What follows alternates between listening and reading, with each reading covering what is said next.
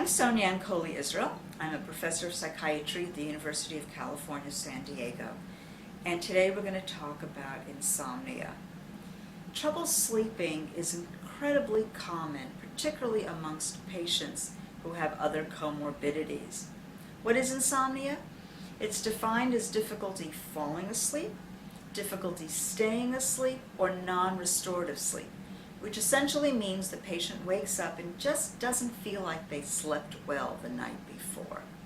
But all that poor sleep has to result in some daytime dysfunction. So when your patients come in and tell you that they're having trouble concentrating, difficulty with memory, perhaps they become apathetic or irritable, all of those can be a sign that they're experiencing insomnia.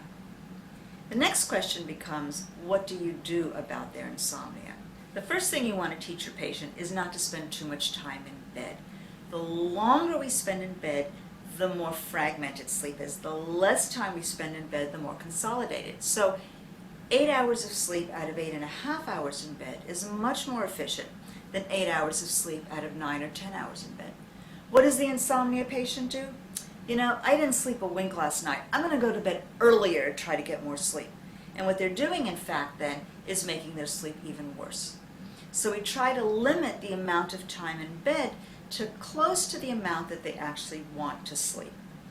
The other thing we want to do is reteach the patient, or reteach the patient's brain, to associate the bed with sleeping rather than with lying awake or being tense and upset about not sleeping. What that means is they're not allowed to stay in bed for more than about 20 minutes awake. They're not allowed to be reading in bed or checking their email in bed, watching TV in bed, or doing any activity that's associated with being awake rather than being asleep. Notice that I said about 20 minutes. The reason I say that is because we don't want them looking at the clock either. The clock puts tremendous pressure on a person not sleeping. And so when it feels like they've been awake for 20 minutes, they get out of bed. It may really have been 5 or it may have been 2 hours. It doesn't matter. What matters is what the person feels that it's been. They get out of bed, they leave the bedroom, and they do something quiet and relaxing until they feel their eyes closing. Then they're allowed to get back into bed.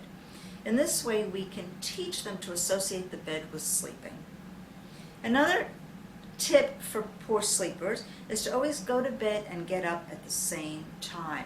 Some very regular patterns are very important because they help stabilize that person's sleep. So once they wake up in the morning, they get out of bed. They don't stay in bed just dozing or relaxing. It's time to get up. Go to bed at the same time, get up at the same time.